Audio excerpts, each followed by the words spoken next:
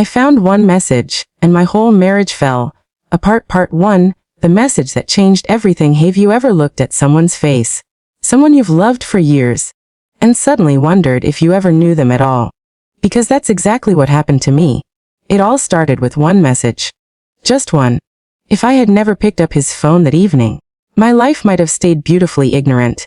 I would still be smiling in family photos, believing I had the perfect marriage.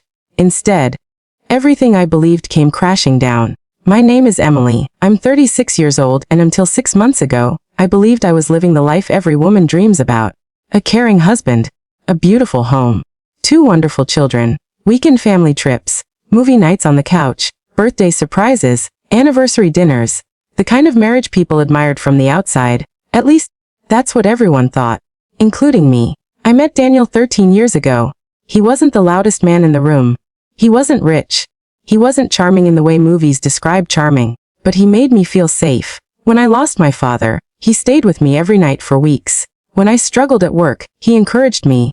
When we married, he looked into my eyes and promised, "I'll never give you a reason to doubt me." I believed every word. Because trust isn't built overnight. It's built through thousands of ordinary days. Morning coffee together, late night conversations, laughing over burned dinners, holding hands during difficult moments. That's how trust grows, or at least, that's what I believed. For years, nothing seemed wrong. Daniel worked as a regional sales manager. His job required travel, sometimes 2 days, sometimes 4, occasionally a whole week. I never questioned it. Why would I? He always called. He always texted. He always brought little gifts home. A keychain from Chicago, chocolate from Seattle, a coffee mug from Boston. Every gift felt like proof that he was thinking about me. Looking back, I wonder if guilt was buying those gifts. Then little things began to change. Not overnight, slowly, almost too slowly to notice. He started taking his phone everywhere, even to the bathroom. He changed his password. When I asked about it, he laughed. My company updated security policies. That sounded reasonable, so I believed him again. He smiled less, worked later, canceled weekend plans, started buying expensive clothes. New cologne, new watches. Fresh haircut every 2 weeks. When I joked that he was trying to impress someone, he kissed my forehead. "You'll always be the only woman I want to impress." Those words made me smile. Today they make me sick. Still, I ignored the feeling inside me. Because love teaches us to explain away the things that don't make sense. He's just stressed. He's working hard. He's tired. Marriage has seasons. Everyone says that.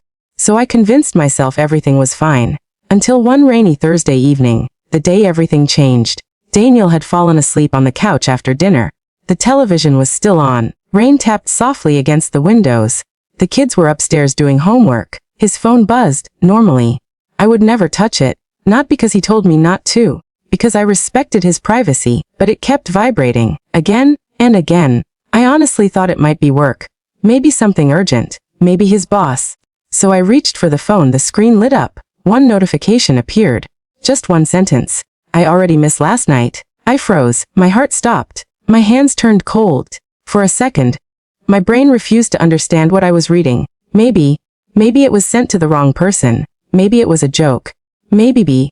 Our minds create 1,000 lies before accepting one painful truth. I stared at the message. The sender's name wasn't saved. Just a number. No company logo. No work contact. Just a heart. Before I could think, Daniel suddenly opened his eyes. His face changed the moment he saw his phone in my hand. Not confusion, not curiosity. Fear. Real fear. He stood up so quickly the coffee table shook. "Why are you touching my phone?" His voice was louder than I had ever heard. I looked at him, then back at the screen. "I think you should tell me who sent this." Silence. Heavy, painful, endless. He grabbed the phone, locked it, slipped it into his pocket. "It's nothing, nothing." That word, nothing. Amazing how one tiny word can destroy years of trust. I asked again, "Who is she?" He laughed. Not because it was funny. Because nervous people laugh. "You've been watching too many drama shows." Then he walked upstairs, leaving me standing there, completely alone, with one message echoing inside my head. I already missed last night. Last night. He was supposed to be at a business conference. That night, I didn't sleep. Every memory replayed differently. Every business trip. Every late meeting. Every canceled anniversary. Every forgotten promise. For the first time in 13 years, I wondered if my husband had been lying to me from the very beginning. And deep inside, A quiet voice whispered something I desperately didn't want to believe. If one message slipped through, how many others never did? That question would change my life forever.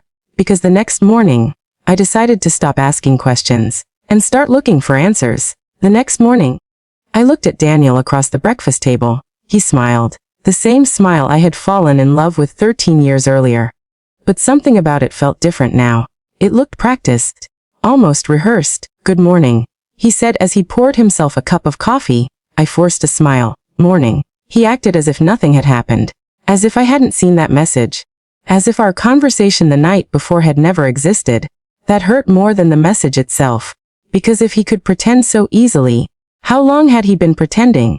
The kids came downstairs, laughing and arguing over cereal.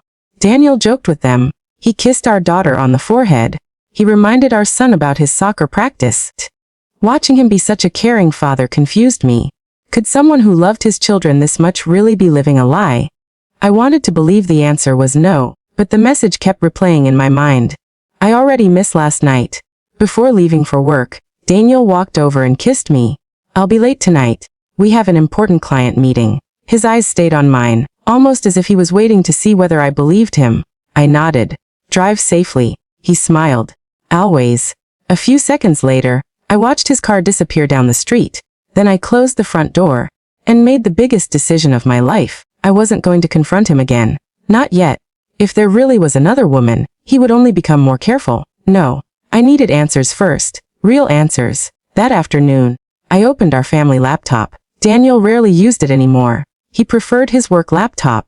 Still, sometimes people forget that the internet remembers everything. I checked the browser history. Nothing unusual. Shopping websites, sports news, weather reports. Almost too clean. Then I noticed something strange. The history had only been saved for 3 days. Daniel never deleted browser history. Not once in 13 years. Why now? My heart started beating faster. Someone who has nothing to hide usually doesn't erase footprints. Later that evening, I checked our phone bill online.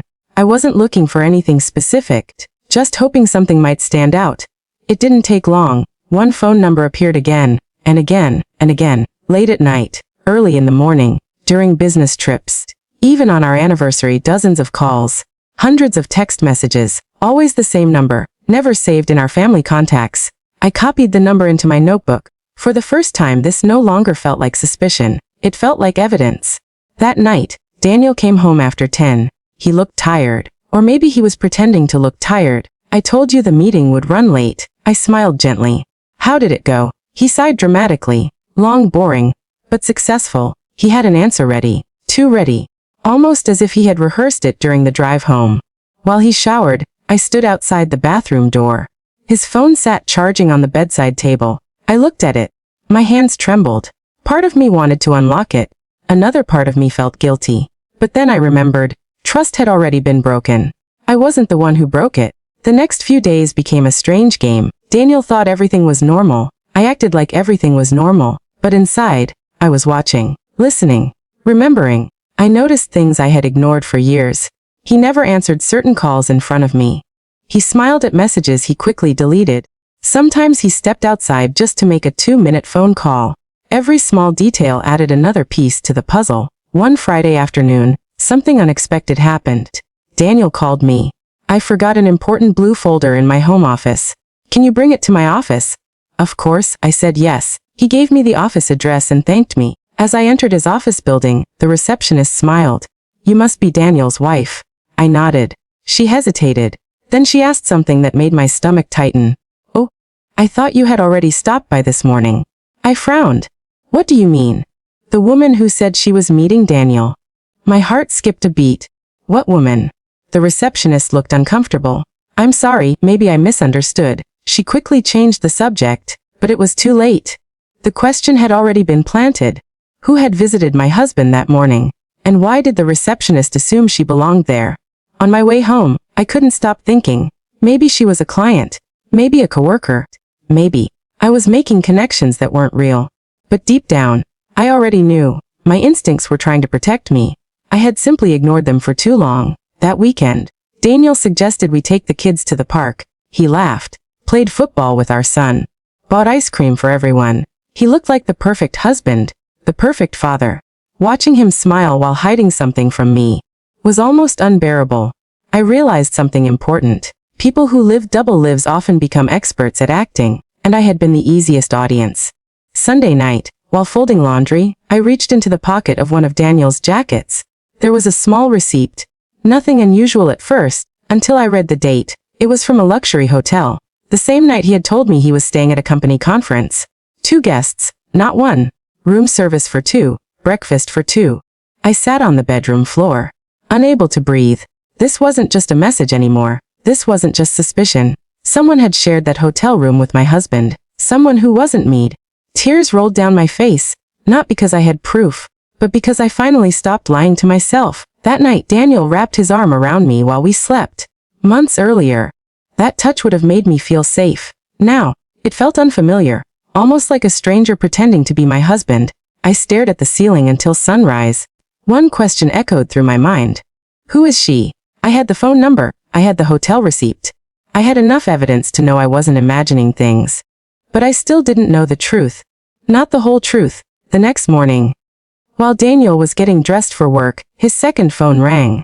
Not the one I already knew about, a different phone. Hidden deep inside his gym bag, he froze. Our eyes met. For just 1 second, neither of us spoke. And in that silent moment, I realized my husband wasn't just hiding an affair. He was hiding an entirely different life. I couldn't take my eyes off the gym bag. It sat on the floor beside our bed, simple, ordinary, the same bag Daniel had carried to the gym for years. Except, a phone had just rung from inside it, not his regular phone, a different one. For a split second, neither of us moved. Daniel quickly forced a smile. Oh, I forgot about that. They forgot. Who forgets they own another phone? What is it for? I asked as calmly as I could. It's just an old company phone. He answered too quickly. Our IT department never asked for it back. His explanation sounded smooth. Too smooth. Without another word, he zipped the gym bag shut. Then he picked it up. I'll throw it away after work. He kissed my forehead. I'll see you tonight. And just like that, he walked out the front door. But this time, I didn't believe a single word he said. The moment his car disappeared, I grabbed my keys. Something inside me whispered, follow him. Not because I wanted to, because I needed to know. I stayed several cars behind. Every turn made my heart race. At first, everything looked normal. He drove toward downtown, toward the office, just as he always claimed. But then, instead of turning into the office parking garage, he kept driving. 5 more minutes. 10 more minutes. Finally, he pulled into the parking lot of a quiet apartment complex. I parked across the street. My hands were shaking so badly I almost dropped my phone. I watched him step out of the car. He looked around, not casually, carefully, like someone making sure they weren't being watched. Then, a woman walked out of one of the apartment buildings. She smiled the moment she saw him. Daniel smiled back. Not the polite smile he gave strangers. Not the tired smile he gave me every evening. This one was different, warm, comfortable, familiar. She walked toward him and wrapped her arms around him. I couldn't breathe. The man I had shared 13 years with was hugging another woman, like she belonged in his life. I wanted to jump out of the car. I wanted answers. I wanted to scream. Instead, I stayed exactly where I was, because emotions disappear, evidence doesn't. I picked up my phone. Without thinking, I took a picture. And another. Every photograph felt like another crack in my heart. They disappeared inside the building together. I waited. 5 minutes. 30. An hour. Finally, Daniel walked back outside. Alone, he looked relaxed, almost happy, happier than I'd seen him in months. He drove straight to his office, as if nothing had happened, as if those missing hours had never existed. That evening, he came home carrying flowers, my favorite lilies. I'm sorry I've been working so much. He smiled. I know I haven't been around lately. I looked at the flowers. Once upon a time, they would have made me cry with happiness. Now, they felt like an apology for something he hadn't admitted. I thanked him anyway, because I wasn't ready to reveal what I knew. Not yet. That night, after everyone went to bed, I sat alone in the kitchen. The house was silent, except for the ticking clock. I opened the photos on my phone. There he was, my husband, holding another woman. No explanation could change what I had seen. No excuse could erase that image. But one question still haunted me. Who was she? And why did she seem so comfortable around him? The next morning, I made a decision. I copied the mysterious phone number into an online search. Nothing. No name, no business. Just silence. Then I searched social media. Again, Nothing. Whoever this woman was, she was careful, very careful, almost too careful. Days passed. I continued pretending, cooking dinner, helping the kids with homework, laughing at conversations that no longer felt real. Meanwhile, Daniel continued disappearing. Every Tuesday, every Thursday, always for a meeting, always for a few hours, and always at the same apartment building. I knew because I followed him. Not every time, just enough to confirm the pattern. There was no doubt anymore. He wasn't visiting once. He had been going there regularly. One afternoon, something unexpected happened. As Daniel left the apartment building, he wasn't alone. The woman was carrying grocery bags. Daniel carried the heavier ones. They laughed together. She handed him a set of keys. He unlocked the apartment door. He walked inside, like someone who lived there. I felt the world spin around me. This wasn't an affair that had just started. This looked established, routine, comfortable. How long had this been happening? Months? Years? That night, I couldn't stop thinking. Then another memory returned. 3 years ago, Daniel had insisted we refinance our home. He handled all the paperwork. He said it would lower our monthly payments. I trusted him completely. I never questioned a single document. Now, for the first time, I wondered if I should have. The next morning, while he was at work, I visited our bank. I asked for copies of every financial document connected to our mortgage. The employee smiled politely. Of course. A few minutes later, she returned with a thick folder. I thanked her and sat in my car. Slowly, I turned each page. Most of it looked normal, until one document caught my attention. A monthly automatic transfer. Every month, the exact same amount, going into an account I had never seen before. An account that wasn't mine. I checked another month. Same transfer. Another month, again. The payments stretched back, nearly 4 years. 4 years. Thousands of dollars, quietly disappearing, without my knowledge, without my permission. I felt sick. This wasn't only about another woman anymore. Our future, our savings, our children's security. Someone else had been benefiting from all of it. That evening, I looked at Daniel across the dinner table. He laughed with the kids, asked about school, complimented my cooking. He looked exactly like the husband everyone admired, except now, I could see the performance. Every joke, every kind word. I no longer knew which parts were real. After dinner, Daniel took out the trash. His regular phone buzzed on the kitchen counter. A message appeared, not from the mystery number, from someone saved as Michael Office. The preview read only 6 words. She knows more than you think. Before I could read anything else, the screen went dark. Daniel walked back inside. He picked up the phone. His face lost all color. He looked at me, then at the phone, then back at me. For one terrifying moment, I realized something. Maybe I wasn't the only one investigating. Maybe someone else already knew the truth. And whoever had sent that message had just changed the game forever. That text message haunted me all night. She knows more than you think. Who sent it? Who was she? Were they talking about me, or someone else? For the first time since this nightmare began, I realized something terrifying. Daniel wasn't just lying to me. He was afraid. And if he was afraid, someone else had the power to destroy the life he had built. The next morning, Daniel barely touched his breakfast. He kept checking his phone every few minutes. His hand smile looked forced. Everything okay? I asked. He looked up immediately. Yeah, just work, work. That word had become meaningless. Every lie seemed to start with it. After he left, I drove to the apartment building again. This time I wasn't planning to sit in my car. I needed answers. As I walked toward the entrance, I noticed the same woman watering flowers near the front door. She looked younger than me, maybe 30, simple clothes, no expensive jewelry. Nothing about her looked glamorous. She looked normal. That somehow hurt even more. Before I could lose my courage, I walked up to her. Excuse me. She smiled politely. Yes. I think we know the same person. Her smile disappeared. What do you mean? I'm Daniel's wife. For a second, she looked completely confused. Not guilty, not angry, confused. I'm sorry, she whispered. Daniel told me he was divorced. The world stopped. What? She looked just as shocked as I felt. He said the divorce was finalized 2 years ago. I couldn't speak. She wasn't pretending. I could see it in her eyes. She believed every word. My name is Sarah, she said quietly. We've been together for almost 3 years. 3 years. The words echoed in my head. 3 birthdays, 3 anniversaries, 3 Christmas mornings. While I believed my husband was building memories with me, he had been building another life, with someone else. Sarah invited me inside. Neither of us knew what to say. The apartment was small, warm, comfortable. Family pictures sat on the shelves. I walked closer. My heart almost stopped. There was a photo of Daniel, standing beside Sarah, smiling. Another photo showed them celebrating New Year's together. Another showed them on a beach vacation. Every picture told the same story. A story I had never been part of. I don't understand, Sarah whispered. He told me his marriage ended because his wife stopped loving him. I laughed. Not because anything was funny. Because sometimes pain sounds like laughter. I never stopped loving him. The room fell silent. Two women, both betrayed by the same man. Neither of us had known the other existed. Sarah slowly opened a drawer. I guess you should see this. She handed me a folder. Inside were apartment lease papers. Daniel's name appeared on every page.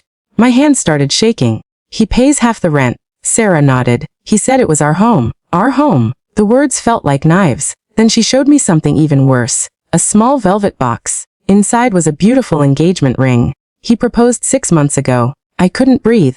He said he wanted to wait before announcing it, because his divorce paperwork was taking longer than expected. I stared at the ring. 6 months ago, Daniel had surprised me with flowers on our wedding anniversary. Hours before that, he had asked another woman to marry him. How could one person lie so easily? Tears filled Sarah's eyes.